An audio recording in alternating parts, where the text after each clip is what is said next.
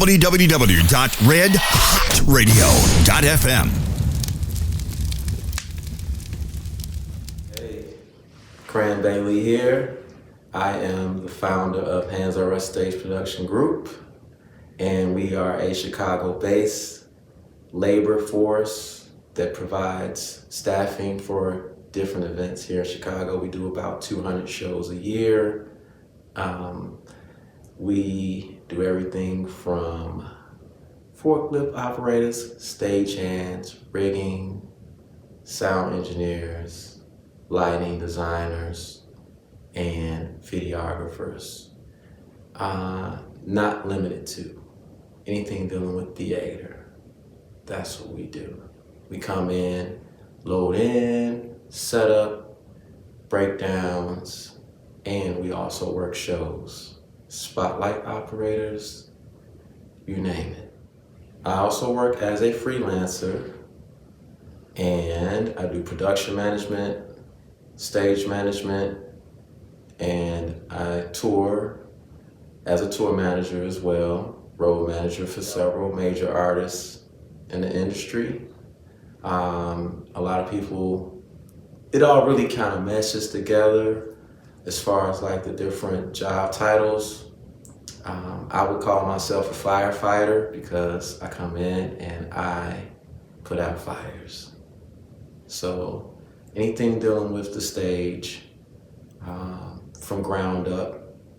Chicago, I do a lot of festival work, provide backline, which is basically instrumentation for different concert events.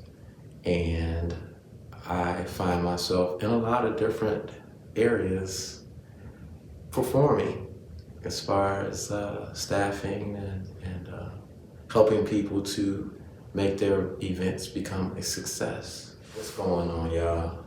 Crandell from Handz here. My sunshine after the rain story behind the scenes. We are on our way to Washington, D.C.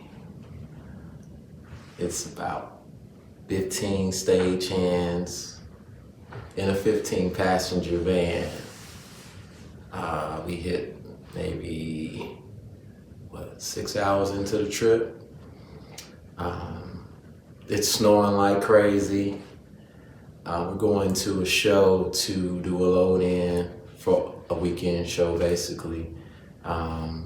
It's total chaos. Guys is arguing, 2 fights in the van, and the police end up pulling the van over. And we're like, oh, wow, what's going on? So they're like, hey, listen, 2 people have passed away in a vehicle a mile ahead. Right now, we are pulling vehicles over to stay until the road is safe. They ended up pulling us over in a place called Cougar Town. I think it's, Ohio maybe? We was on Ohio Turnpike, but they ended up pulling us over in Cougar Town, USA. Let's just say that. So it's like, we had 2 white guys, 1 Hispanic guy, and we are at this high school, county high school.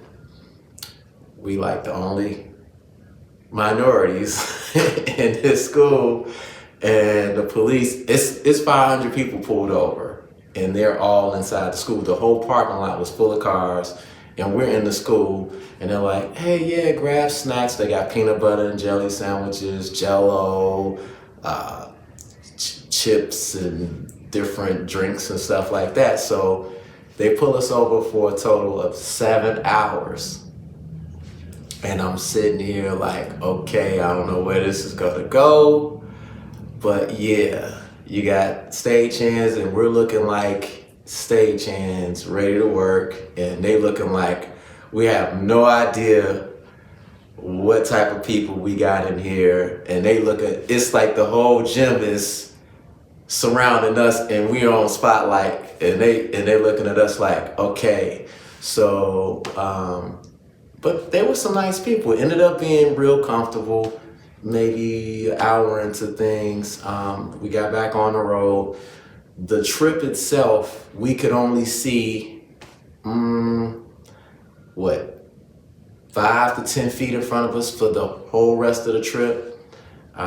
There was one of our guys, Rico, as a matter of fact, his name, one of our cats, Rico, he's a drummer, Neanderthal cat. He's a trooper, so he pulled us on in to DC. We were doing a show at the Showplace Arena, and we got there.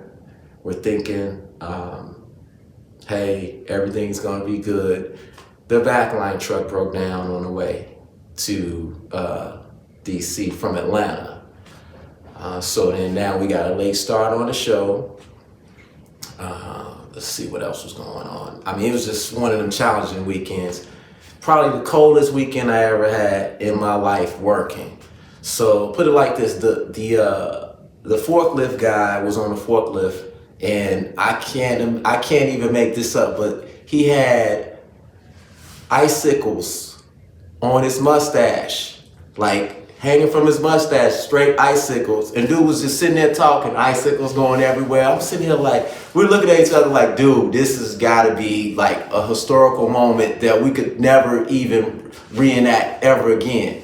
Of course, yes, this would be one of those days. And when I tell you, when we got back to that hotel room that night, and everybody was like, yo, debriefing from what we had been through, it brought us together so close. I think the closest I've ever felt like that was like when I was pledging. And we basically were pledging. I mean, being a stagehand, it's like a fraternity. And this here is one of those moments that, you know, we all prevailed together, and we pulled together to accomplish a goal that was, you know, larger than just putting a show together. There were so many different challenges that we had to face and overcome, and yeah, that's my my moment for the light after the storm. Okay, here's Cran again, and my crazy moment with Handz or Us. I think our craziest moment was we were out with the artist that we had been following through the Midwest. This was probably our second year with them on a 3-year run. And we pulled up to a particular place in Wisconsin. And after we pulled up to the venue, the director came out and was like, hey, you know, just hold on. Let me check to make sure that everything is checked out. And the police showed up maybe 20 minutes later, and they were like, yeah, you guys are banned from performing at this venue in the city. So basically it was like, no show. We don't care. We're expecting like 3,000 people for the show. It was a rap artist, of course. I won't name any names. But we ended up taking the show to a place in Milwaukee, which was about 40 minutes out from the city that we were in. And upon arriving at the venue, it was a strip club. And I'm like walking in the door, we're preparing for a load in, popped the back of the semi open, and I'm propping the door to you know, proceed with our load in, and I look down on the ground and, oh, what do we have here? A shell casing, spent shell casing. So I'm like, all right, this might be an interesting night. And of course, yeah, it turned out to be a very interesting night. We went through the load in, show was going on, everything was going well. And this is one particular guy who just kept bugging me, hey man, y'all part of this show, and just asking me questions, just off the wall, just belligerent, all in my ear and stuff. And I'm like, dude, so maybe 5 minutes into him talking, his lip touched my ear. You know, it's loud, and I'm real weary about people, just all in my ear, and I could feel his breath and all this. So I was cool up until the point that his lip touched my ear, and I'm like, hey, dude, come on, man. Look, bro, that's it, man. We don't really have a conversation. I just met you. You know, you got anything you need to say? We can talk when the music, whatever you got to do. This conversation is over. So we kept going on with the show and everything, and the show went well. Then we got towards the end of the show, and the guy was like being real belligerent, and the police somehow or another, he had interaction with the security, should I say, and they ended up kicking the guy out. So I'm like, okay, yeah, good thing they got the guy out of here. And so they were outside, altercation was going on, so we kind of peeked out. You know, load-in was about to start. Load-out was about to start. And I'm like, okay, I peep outside, and I'm like, yo, that's dude outside getting into it with security and the police. So we just hear scuffling and all this craziness. One of the stagehands had witnessed, they took the dude and just like threw him in the bush, face first, like Superman, hands behind the back, everything, boom, face first. And so after that, the guy ends up coming back into the venue. And he come back into the venue with a police escort, of course. They was trying to get him out of, they don't want like the people outside to get all rowdy about him and the altercation that had happened, and they were isolating him and trying to calm him down. And of course, the guy was just crazy. He was saying things like, you know, hey, I'm a dome you, I'm doming everybody in here, this and that, meaning that he was going to basically shoot everybody in the head or whatever. He was, you know, threatening to cause harm to everybody or whatever. And the police were sitting here treating this guy like, I mean, in Chicago, it would have been a different story with the security and everything. He was looking at security like, dude, wait till I come back here. And I'm like, okay, yeah, whatever. But then I overheard the head of security like, hey, you know, make sure y'all get him out of here. You know what happened last time. I'm like, what happened last time? What happened last time? It's like, man, you know, we don't want him shooting up nobody's car and all that. So evidently he had like shot up the head of security's car, like at some other show, you know, and he's talking to one of the newer security guards like, man, you better ask them who I am. He must not, y'all better tell him he must not know. I'm the Don of this whole neighborhood. I had this whole thing. Y'all, and the lady, one of the security ladies is like, please get him out of here. And I'm sitting there like, yes, please get the dude out of here. Dude has like a golf ball size knot on his head that they had gave to him. So police came in, everything kind of idled down a little bit, and he went on his way, and we started our loadout. So everything was looking like it was just going well, you know. They wrapped up, people were going home, you know, the strippers, they went their way, and then what happened? Oh, then I guess the security left, and, you know, we just sitting there like, okay, we almost finished. We probably about another 20 minutes left of our loadout, and we get to the truck, we're loading the truck, and then all you heard was just, skirt. Some car, random car, just stopped in the middle of the street, skidded probably five feet from a stop, a screeching stop, and then the door of the car just flew open, and some dude jumps out the car like, what? Yeah, what's up now? Guess who it is? This dude, security gone. It's just us outside, right? So I'm looking like, okay. We're from Chicago, so it really wasn't like something we hadn't seen before, but we out of our element, you know, so we're here, and then of course we are remembering what security was saying before. The dude got his hand in his pants, and he's like, yo, where's that so-and-so security at? And yo, I'm looking, and so we like, hey dude, calm down, man, calm down, bro, look, they gone. It's just us. We don't want it with you. And we wasn't trying to threaten them or nothing like that, but it was just basically a very stern, no one wants any smoke right now. let's all work our way through this. And we was like, hey, listen, bro, we'll walk with you through the venue. We'll even let you come back in the venue and show you there's nobody here that you got into it with. He was drunk, all that. So a couple of the young cats that we had with us went out with him, and they escorted him through the building. There was a few guys standing right next to him. I had 2 or 3 guys that was behind him, and I mean, of course, we were like, man, please don't let this turn into what it can. And sure enough, it worked its way out. But when I tell you those moments when he showed up, and just you got to be prepared for pretty much anything when it comes to being a stagehand. Things can happen out of nowhere, and that was one of those moments of craziness in stagehand experience for us. What's up, y'all? So, my story of wow. So, the wild experience as a stagehand, we're doing a show in Cincinnati, and it's at a after hours club.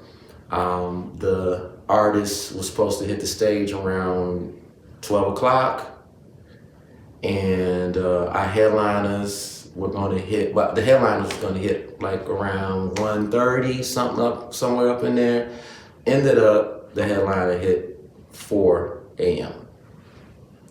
Okay, so basically by this time, nobody left. It's hot as I don't know what. Nobody left the club. When I tell you, we're sweating bullets. It's wintertime. They got the heat on. We're outside getting air coming back in. I mean, this is like one of those days, it's packed wall to wall in this place. Everybody's waiting on this artist. Nobody's going to go home until they see this artist perform. We please just come to the stage. This dude comes to the stage, tears up everything. As far as when I say tear up, I mean he did a great show. Show went well, but that wasn't the wild part. So the actual wild part was security ends up getting into it with security. So now we're looking around we know it's gonna be a fight going on up in here. This is one of those days. You just know, you could smell a fight in the air. We wouldn't in a million years believe that the fight was going to be with security internally. And when I tell you it was 2 security guards against 10 other security guards, it turned out that one of the security guards didn't get paid from 2 or 3 weeks of working, and I guess in the middle of their securing us, they decided we need to address this payment, and it trickled off. So I mean, everybody else was looking at, you know what? As a matter of fact, it got trickled off. They was kicking a girl out, and the girl ends up stealing on, other words, punching security dead in the face, and dude was just like, you know what? That's it. I'm going through too much. Y'all got me endangering my whole being up in here, and I ain't even got paid. I need my money right now. I'm leaving, and I need my money right now. And they're like, hey, dude, calm down. You gonna get paid? We're gonna pay you for everything. He's like, nah, I'm going to the car right now. Everybody know what I'm going to the car mean, right? So dude on his way to the car, and security you're not going to the car, buddy. His boy is like, dude, stop trying to act like you about to do something up in here, because it's you about to get both of us whooped in here. And sure enough, security, I've never seen security on top of security like that. And a lot of things happen. Some I probably would should just leave where it's at. But let's just say that it was a wild night. It was a long night. And the fight probably was a good 30 minutes. That's a nice little fight. 30 minutes worth of fighting. All security. So we're all looking at each other so if they doing this, who's going to secure us at the end of the night? Because you will be surprised how you are depending on security to make sure things go well in certain situations, which is like one of my reasons to this day that I choose wisely on what shows I choose to work at. All money is not good money, and yeah. So that's my wow moment right there. That would be one of my wow moments that I would say. www.redhotradio.fm